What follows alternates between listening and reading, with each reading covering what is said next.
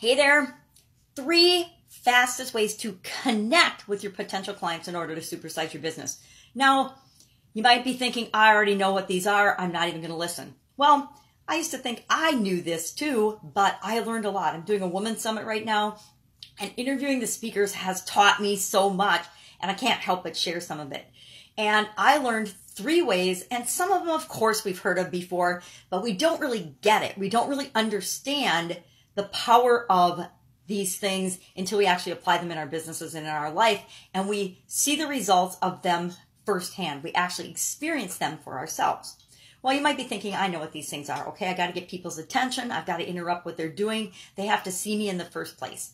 Then I have to give them what they want. And these are the things I have a hard time with because I'm basically really, really boring. I'm a boring engineer. You have to entertain and then educate. So you got to get people's attention. You got to do something to get their attention in the first place. You got to entertain them, which frankly, I'm not that entertaining. I'm pretty boring. And so that one's a struggle for me. And I have to always be thinking of, okay, well, maybe it's okay that I'm not very entertaining, that I'm boring. And I just attract people that are like me, kind of boring. And those are the people that I'm here to serve. And then we have to educate people on what it is that we're trying to, the message, the thing that we can do for them.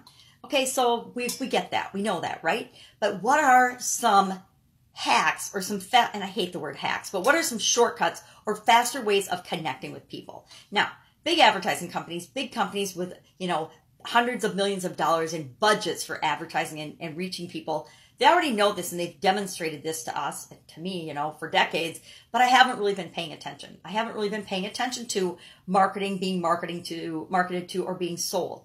But now that I'm on the other side of that and I'm trying to reach people, I see the importance of these things. So the first one that was really, really an eye-opener to me was a woman I interviewed by the name of Karina Pardis, and she's a composer. Okay, a composer. We know I'm talking about music, right? She's a musician and a composer. And what she does is she helps to compose music that instantly connects you to your potential ideal client.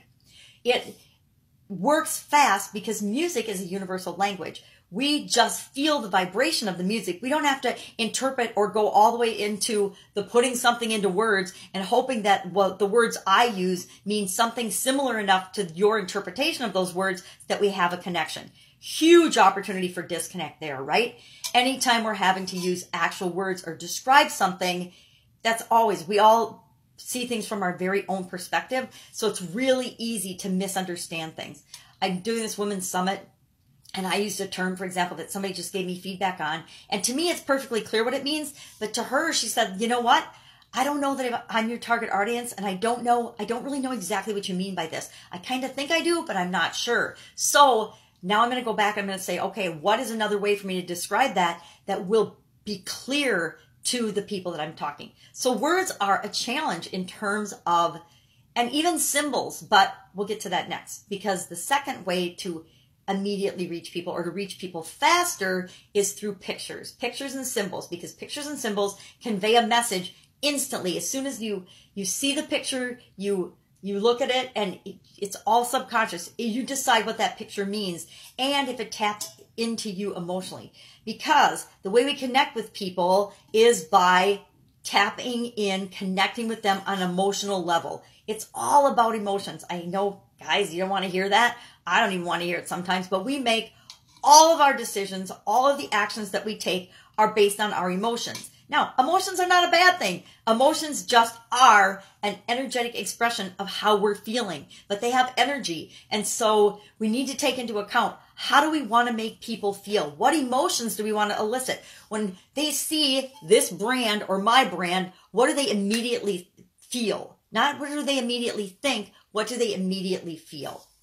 Like whenever I see this brand, I immediately feel good. I have a good feeling. It says nature and positive and happy and possibility. It says all kinds of things to me that this brand owner might not even know that they're conveying to me.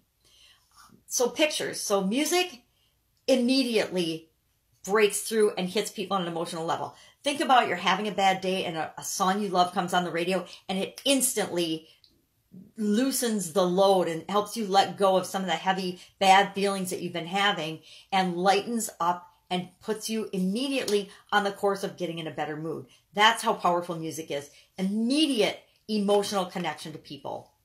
So that's something I'll be doing in the future. I have done a podcast for over a year now, and I still don't have music on it. I don't have music because the 3 or 4 times I've gone to search for music on my own, I know, get help with things you're not good at, I haven't been able to pick one. I've spent whole days listening to music tracks, picking out, a dozen that I like, and then re-listening to them and saying, yeah, none of these are right. None of these are what I want to convey to the people that I want to work with. So music, pictures. Now video ultimately can combine and speed up the process. That's why you see me and a lot of people now hopping on and doing video, because it's not just about doing the video. It's about conveying our message and connecting with people on a real level. The people that you want to work with, the people I want to work with, those are the ones that I make the videos for. So that's my favorite 3 ways. And then I'll add podcasting, although podcasting is just sound. So if you combine the music and the sound, that's a great way by adding music to really get some power behind your podcast and to tap into the emotions, because connections come from emotions. People take action based on emotion. If you don't believe me, if you think I'm full of it, just pay attention to what you do throughout your day.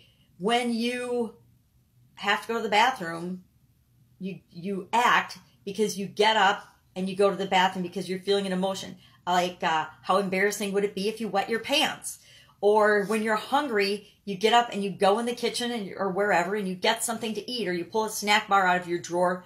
But when you feel that hunger, you want to satisfy that. Satisfaction is an emotion. You want to feel good, so you're going to eat. It's all tied to emotions. All of our actions are tied to emotions. So, like I said, if you don't believe me, pay attention to what you do and why you do it throughout your day, and then ask yourself, what does that have anything to do with emotion? I'm going to say you can tell me it doesn't, but I bet it does. So go out, make it a fantastic day. Look for ways to more quickly and easily connect to the people that you want to get their attention, to bring into your business, and to supersize and grow and create the business and the impact that you want. All right. I will, of course, catch you tomorrow.